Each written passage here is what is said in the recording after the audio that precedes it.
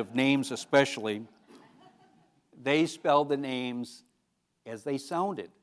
And of course, you have Slovenians and Italians and Polish and every other nation under the sun in the mines. And like everybody said, they stayed in little groups, they talked to each other, but they couldn't talk to the guys down the way a little bit. So it was a very tight ethnic community. And even in the the Cherry town, a lot of the neighbors couldn't talk to each other.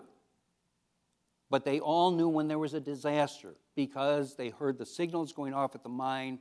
This had happened at other mines before. Just earlier that year, December 31st, 1908, Spring Valley had a fire in their mine.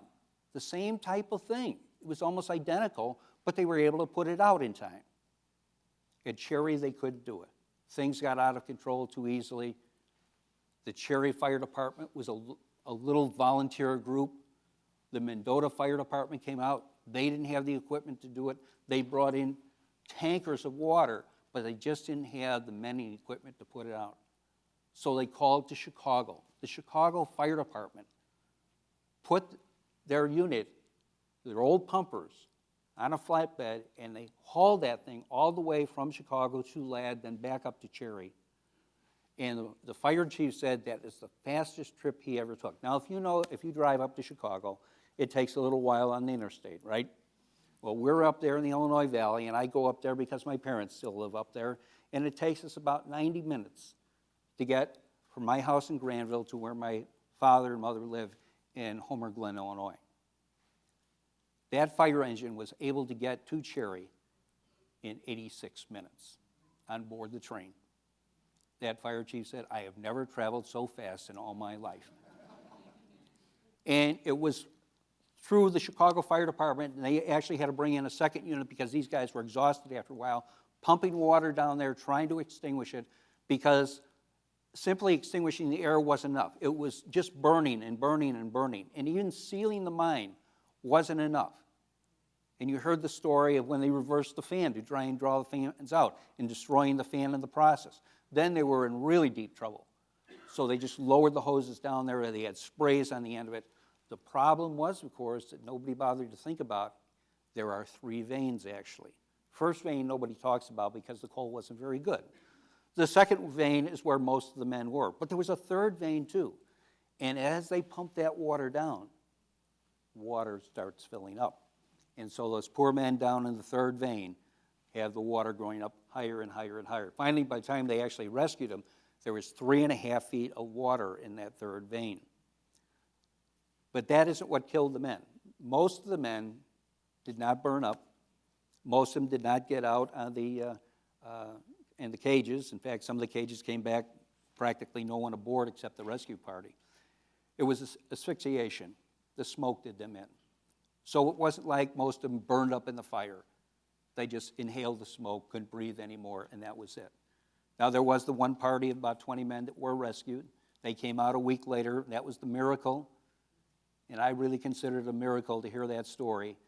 And shortly after my book came out, there was another mine incident way out in Utah, I believe it was, where the same type of thing was happening.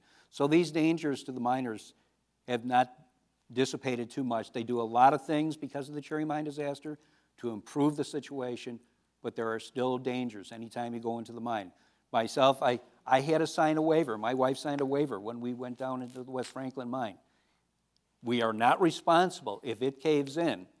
Too bad. And just the week before, we had gone past that mine, and that week, there was an earthquake on the Wabash Fault.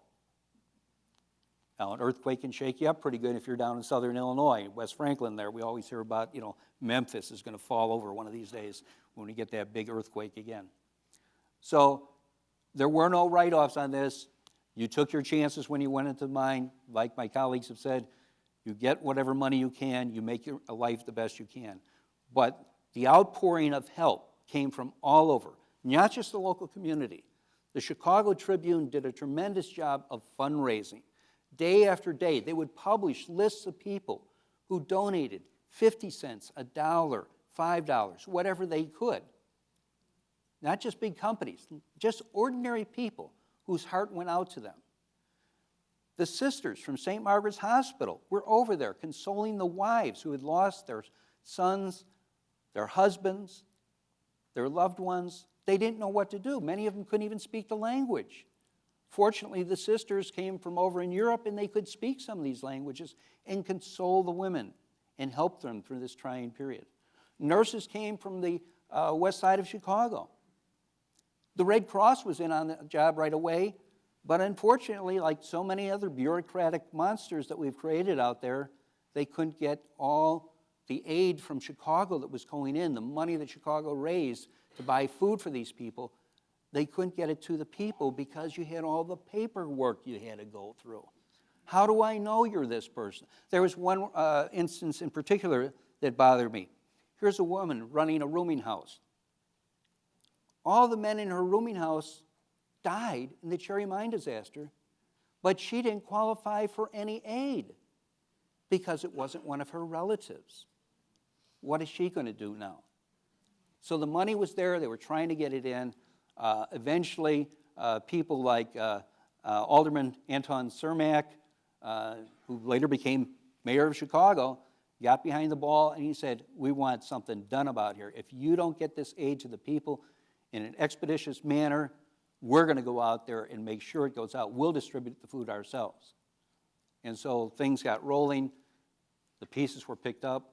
The Italian consulate was there and said, anybody wants to go home, we'll pay your way back home. Some went home, but not as many as you might think. And that's why the Italians will be here again. The representatives of the government will be here again in Cherry next week. We encourage you to come up there, see the dedication again. And it's not a celebration. It's a memorial service. And they had it every year for 100 years now. They've never forgotten these men. And what I do as an instructor, because I love history, and too many of our young people today don't know the history in their own backyard. So I teach about the railroads, the Rock Island, the Burlington. I teach about the I.M. Canal. They don't know what it is. I teach over in Ottawa. They don't know where the I.M. Canal is. It's 1,000 yards from the school. The Rock Island Depot is still there. They don't know where it is. They don't know what it is. So that we have lost the local history, and that's what I have tried to do in the 9 books that I have written now about the Illinois Valley and that vicinity, to reignite that interest. And as Steve said, he had a very interesting little comment there that I want to just relate to. He'd like the students to write a 10-page paper. Well, my students are freshman college students. They're not used to writing much more than a paragraph at that level. I'm lucky spell check is on the computers. I'm lucky if they use spell check on their computers. Do they capitalize?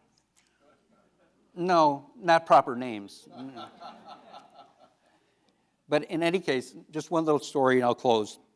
I did something similar to what Steve suggested. But I'm a big fan of World War II. My father was a veteran of World War II. God bless him, he's still with us. He went over right after they bombed Nagasaki. Couldn't get off the ship, too radioactive, they said, so get back on the ship. But I've always held quite an interest in it. I'm not quite a baby boomer. I kind of led the pack. My wife is more of a baby boomer than I am. But I've always been interested in the stories and tried to generate interest in it. So one of the projects I give my students always is I said, I'm going to give you a writing assignment. And I want you to do original research, much like you suggested. But over in many of our libraries, we have microfilm of the newspapers going back certainly to World War II, 1940s. So what I had the students do, I give them all 1 month out of World War II. We got 5 years, you got 20 students, you can get through there. And I'll never forget this one student who got an assignment for a particular month. And she looked at it and she came in to see Mr. Bleemer. I got the assignment that talks about my grandfather going over in World War II and what he did over there. So that really hit home. I said, that's what it's all about. I want you to get really into it. You can't always do that. Like Steve would say, find out about your grandfather. Well, we can go on to Ancestry.com, I suppose, and find out about that. But this is something the students have to do original research. And like you said, they're never going to forget that assignment. Sometimes we give them assignments, we can make them memorize all the facts